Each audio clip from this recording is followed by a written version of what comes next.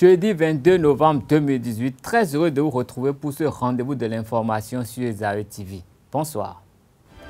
Les Béninois enrôlés dans le cadre de la LEPI et qui ont des réclamations peuvent être confiants que leurs requêtes seront prises en compte et traitées. La Cour constitutionnelle en a donné la preuve ce matin en examinant le recours de 19 compatriotes au cours d'une audience extraordinaire organisée avec la participation du COS-LEPI. Les détails dans un instant. Le dernier Conseil des ministres a défini le cadre d'application du projet Assurance pour le renforcement du capital humain Arche. Plus de précisions dans cette édition. Quelques mois après les réformes dans le monde sanitaire au Bénin, une équipe de reportage a recueilli pour vous l'avis de quelques citoyens. À suivre dans un instant.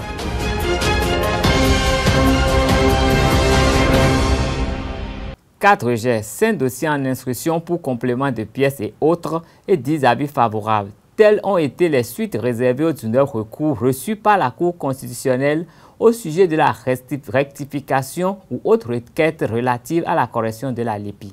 C'était au cours d'une séance extraordinaire organisée ce jour par la haute juridiction. Suivez le compte rendu de la rédaction.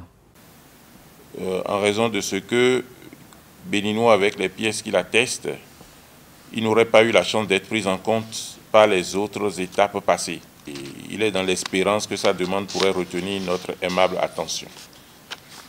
Il a joint à sa requête la photocopie de la carte nationale d'identité et l'extrait du registre de l'état civil. Monsieur le régisseur. Malheureusement, pour défaut de pièces justificatives pour son omission. Ce n'est pas une demande d'omission, hein? Ou bien Je n'avais pas dit. Oui. Son omission ou de pièces justifiant son absence territoire national entre 2009 et 2011 d'une part. Sa présence au Bénin en 2015 d'autre part, l'avis de l'agence est défavorable. D'accord. C'est bien noté. Le dossier est renvoyé pour rapport. Formule une demande d'inscription sur la liste électorale au motif que qui veut jouir de ses droits civiques, exercer ses devoirs. Donc, il a joint une attestation, copie d'une attestation de résidence, sa carte nationale et son certificat de nationalité, jugement supplétif, date de naissance. Par rapport à la demande des pièces jointes, l'avis de l'agence est défavorable. Il n'y a aucune pièce. En fait, c'est une demande directe d'inscription. D'accord. Je vous remercie. Le dossier est renvoyé pour rapport. Les décisions seront rendues publiques le 6 décembre prochain. Le projet Assurance pour le renforcement du capital humain Arche est un projet de protection sociale conçu pour sortir les plus démunis de la précarité. Un des axes prioritaires du volet social du gouvernement, le dernier Conseil des ministres s'y est penché. Ainsi, il a été adopté un décret définissant le cadre institutionnel de la mise en œuvre du projet Assurance pour le renforcement du capital humain Arche. Suivant le ministre du Tourisme, de la Culture et des Sports, Oswald Omeki, à l'occasion du traditionnel compte rendu du Conseil des ministres. Le Conseil a adopté le décret définissant le cadre institutionnel de mise en œuvre du projet Assurance pour le renforcement du capital humain Arche. Au titre des communications, production de cartes d'identité biométrique de la phase pilote au profit des populations pauvres du projet d'assurance pour le renforcement du capital humain Arche. La mise en œuvre du projet Arche avec ses 4 composantes que sont l'assurance maladie, la formation, le crédit et la retraite nécessite une identification biométrique préalable et fiable des populations bénéficiaires. Dans ce cadre, 350 000 personnes éligibles sont déjà ciblées pour bénéficier de la phase pilote qui démarre dès le 1er janvier 2019. En vue de faciliter leur identification pour leur permettre d'accéder au paquet de services sociaux prévus à leur profit, le Conseil a autorisé la production à la charge de l'État des cartes d'identité biométriques issues de la base de données du recensement initial administratif à vocation d'identification de la population RAVIP.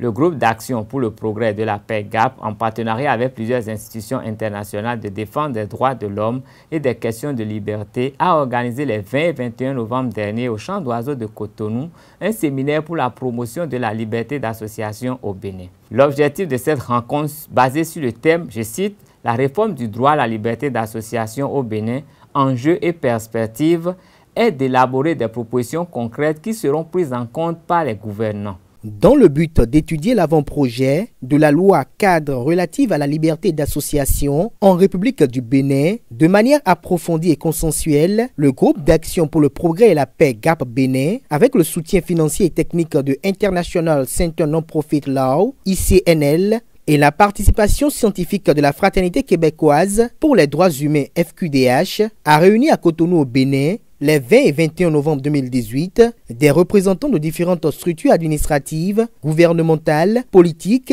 et agences internationales de développement du Bénin. Un grand rendez-vous avec toutes les organisations non gouvernementales qui se préoccupent des questions de liberté pour débattre et élaborer une législation visant à promouvoir la liberté d'association au Bénin. La suite à donner à tous les travaux qui sont ici, qui se sont déroulés ici, sera, comme on le fait d'habitude, on va faire un rapport, continuer à garder le contact avec les députés. Vous voulez avoir un spécialiste du droit des associations américaines, ok. Vous n'en connaissez pas, nous on va en trouver. On va en trouver, on va financer son intervention pour vous. C'est ça la différence. Vous voulez l'expertise, demandez. Si en notre sein, nous-mêmes, nous ne pouvons pas, on va trouver. Je vous dis, tous ces documents ont été lus et relus par un juge de la Cour supérieure qui a longuement travaillé avec nous sur ça. La liberté d'association est un droit humain fondamental qui joue un rôle crucial dans le fonctionnement de la démocratie. Elle constitue une condition essentielle à l'exercice des autres droits de l'homme. Les associations jouent un rôle important dans la réalisation des objectifs d'intérêt général et sont des acteurs indispensables à la protection des droits de l'homme et à la mise en œuvre des engagements internationaux du Bénin concernant la dimension humaine. Les participants souhaitent une pérennisation des ateliers du genre pour l'enracinement des valeurs démocratiques au Bénin. Et ça constitue des creusets de renforcement de capacité. Il y a des choses, même en tant que juriste praticien, je considérais maîtriser, mais avec le développement et les recherches qui ont été faites par les communicateurs, j'ai appris des choses en plus de ce que je pensais maîtriser. Donc je dois les exhorter d'organiser dans un proche avenir des formations dans ce sens. Ça va toujours renforcer nos capacités. Nous avons pu constater que un projet de loi a été pris pour pouvoir permettre aux associations de comment s'autogérer. Ça nous a permis, ça permet tout un chacun de nous sur quel pied marcher désormais et quels sont les contours et les détours par rapport à une association. C'était des moments d'échange très riches, couronnés de présentations interactives. Le droit à la liberté d'association est garanti par les principaux traités internationaux en matière de droits de l'homme, notamment le pacte international relatif aux droits civils et politiques et à la charte africaine des droits de l'homme et des peuples. La législation réglementant l'exercice de ce droit important doit traduire les normes internationales en matière de droits de l'homme dans la législation nationale. Rappelons que la liberté d'expression, de réunion et de manifestation est garantie par les articles 23, 24 et 25 de la Constitution du Bénin du 11 décembre 1990 et que son application est régie par la loi de 1901 issue de l'héritage colonial. Différentes consultations et travaux de recherche ont été effectués dans le cadre de l'avant-projet de la loi cadre relative à la liberté d'association en République du Bénin proposé par le gouvernement. Lors de son exposé, le président du groupe d'action pour le progrès de la paix GAP a présenté les résultats de ses recherches, d'où il ressort des informations recueillies auprès des experts qu'on ne doit pas classifier les associations. On l'écoute pour plus de précision. Les experts ont donc découvert toute la complexité, la difficulté des acteurs sociaux et gouvernementaux à classifier les différentes sortes d'associations. Hier, M. François a parlé du séminaire national de recentrage. Ce rapport on l'a beaucoup exploité. Mais ça, le travail qui a été fait a été bien fait. Mais ceux qui ont fait le travail, selon nous, n'ont pas voulu innover. Ils ont juste pris la situation existante et ils l'ont traitée comme telle. Et vous allez voir dans les lignes à suivre qu'on n'a pas besoin de classer les organisations de la société civile. Selon nous, et on a discuté avec beaucoup de spécialistes, on dit, mais quel est le but de la classification? Pourquoi veut-on faire la séparation entre le teint noir, le teint blanc, le teint brun? Pourquoi? Si vous classez que vous n'avez pas un objectif, si on me dit maintenant, ah non, c'est parce qu'on veut financer seulement les associations culturelles. Donc il faut arriver à identifier, ok, là ça a un sens, ça a un but. Quand la classification n'a pas de but, ça n'a pas d'intérêt scientifique.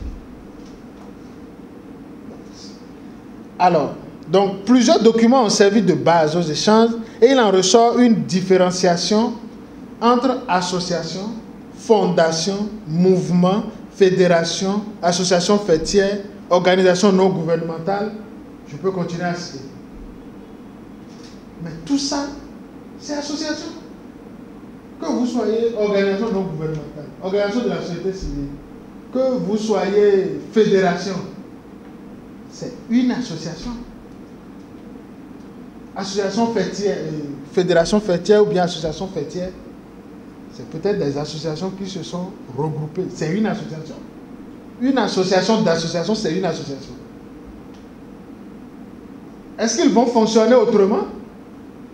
Les gens vont toujours voter et représenter leur voix au conseil d'administration de la structure. Alors, après avoir consulté plusieurs spécialistes de la problématique de conceptualisation de la notion d'association à la fois de l'Union européenne et du Canada, nous proposons dans ce document une formulation québécoise qui regroupe sous un même vocable toutes les formations possibles de regroupement n'appartenant pas à une structure étatique. Quand vous lisez à la fois la doctrine, quand vous lisez tous les travaux à la fois des scientifiques, des intellectuels sur le sujet, vous vous rendez compte que les gens font plutôt la séparation entre associations comme structure ne relevant pas de l'autorité de l'État. Là, ça a un intérêt. Parce que on veut dire, nous ne dépendons pas de l'État. Nous ne sommes pas sous influence.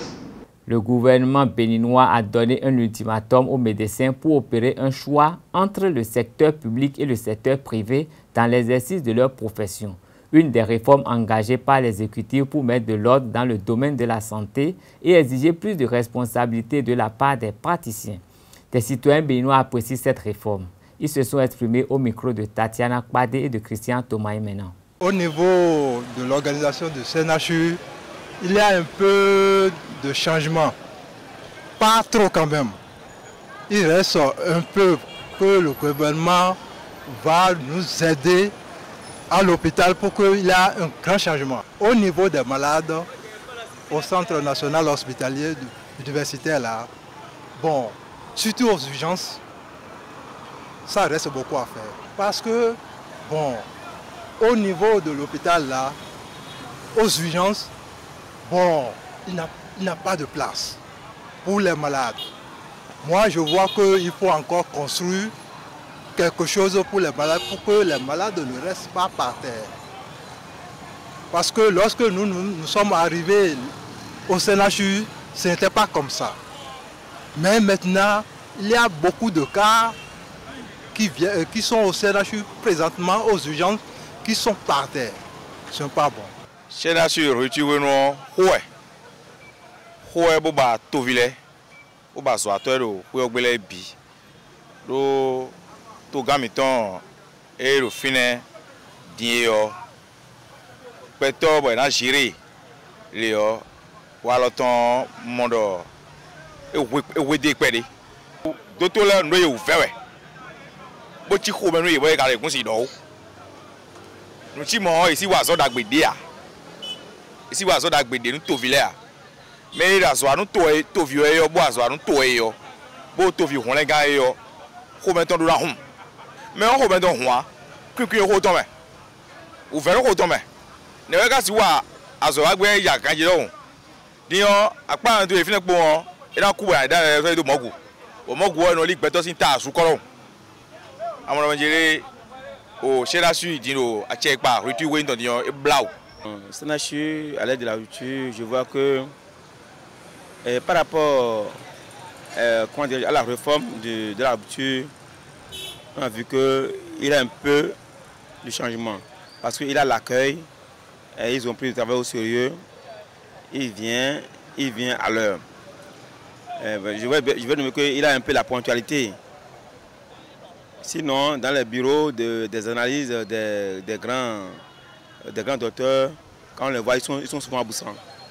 Mais aujourd'hui, j'ai appris que, même moi, je n'ai jamais été là-bas, mais j'ai appris qu'on a dit que, comme les docteurs, les grands docteurs, ils ont choisi de rester, plus de 80 quelques, ils ont choisi de rester dans leurs cliniques respectives, qu'il y a du manquant pour, au niveau des analyses, au niveau des soins précieux. Mais moi, ce que je vais dire au gouvernement, c'est-à-dire que c'est bien les réformes et c'est bien l'affermage qu'ils sont en train de faire. Mais il faut qu'ils mettent un suivi de contrôle pour... c'est qu'il faut qu'il y ait effectivement la déontologie. Parce qu'on voit qu'il investit dans les hôpitaux nationaux. Mais parce que le contrôle est nécessaire pour le Béninois. Il faut qu'on les contrôle, il faut qu'on les contrôle pour que le travail soit bien, un travail bien fait. L'équipe nationale des moins de 20 ans de football du Bénin a fut ses armes pour la Coupe de l'Union des fédérations ouest-africaines de football, Lomé 2018. Cet après-midi au stade René Préven, les écureuils juniors ont conclu leur deuxième semaine de préparation par un match amical contre Soleil FC, un club de la Ligue 1 du Bénin. Plus de détails dans nos prochaines éditions. Restons avec les écureuils pour découvrir un jeune défenseur international béninois, élément clé du système de Michel Dussieux. Franco-béninois rejoint l'équipe du Bénin en mars 2017. En seulement 8 apparitions sous les couleurs de son pays maternel, il force l'admiration de tous, supporters, journalistes et observateurs du Cuiron. Olivier Verdon, l'avenir des écureuils. Un élément réalisé par Setondé Larios à Diagbeno. J'ai commencé le foot à 5 ans dans un club de banlieue parisienne.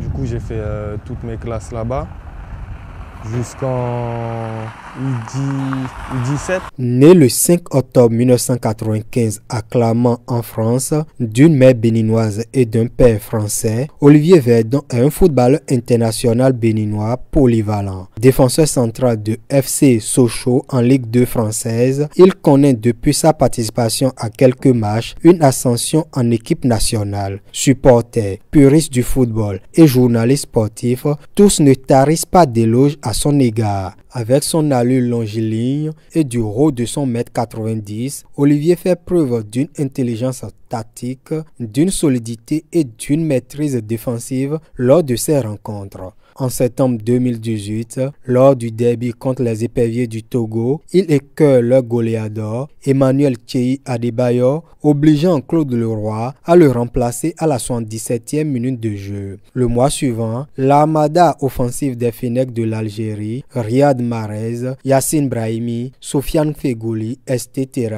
ont également subi sa rigueur de jeu lors de la double confrontation contre les écureuils. Appelé pour la première fois en sélection nationale le 24 mars 2017, lors d'un match amical contre la Mauritanie, Olivier Verdon joue sa première rencontre contre la Gambie au poste de latéral droit 2 mois plus tard dans le cadre des éliminatoires de la CAN Cameroun 2019. Depuis lors, il enchaîne les matchs et s'impose désormais comme tour de contrôle de la défense aux côtés de Khaled Adeno. Âgé de 23 ans, le nouveau chouchou du public béninois a commencé sa carrière de footballeur à l'US Torcy avant d'intégrer le centre de formation du Racing Club de Lens. En 2013, il rejoint Tassi en division d'honneur. À la fin de la saison, il s'engage avec Angoulême en CFA 2. Ses performances avec ce club séduisent les dirigeants des Girondins de Bordeaux. Les Marines et Blancs l'enrôlent en janvier 2016. Petitement et progressivement, malgré des débuts compliqués par des blessures, il s'impose comme un joueur phare de la réserve du club au scapulaire. C'était vraiment frustrant parce que j'avais pour objectif de taper à la porte des professionnels le plus vite possible, tout en aidant la CFA. Je me suis blessé 2 fois derrière la cuisse, donc ça m'a un peu freiné. Mais c'est un mal pour un bien, car maintenant j'ai pris le rythme de travail. Donc ça m'a permis de m'adapter aussi d'une manière. Et c'est vrai qu'avec Bordeaux, il y a une grosse différence au niveau des infrastructures. C'est plus professionnel ici, on le sent tout de suite. Donc ça m'a fait beaucoup de bien pour progresser. Et en 1 an et demi à Bordeaux, je sens que j'ai vraiment progressé. Il signe alors son premier contrat pro le 27 avril 2017. En novembre 2017, il fait ses débuts chez les professionnels à l'occasion d'un match de Ligue 1 contre l'Olympique de Marseille. Sa progression est toutefois handicapée par plusieurs blessures. Une lésion au quadriceps en fin d'année 2017, suivie d'une entorse du genou en janvier 2018. Libre de tout engagement à la fin de la saison 2017-2018, il fait le bonheur du FC Sochaux depuis l'été dernier, mais également de l'équipe nationale du Bénin. Ainsi se referme cette édition. Merci de rester fidèle à Réserve TV. Gardez le réflexe www.reservetv.pg.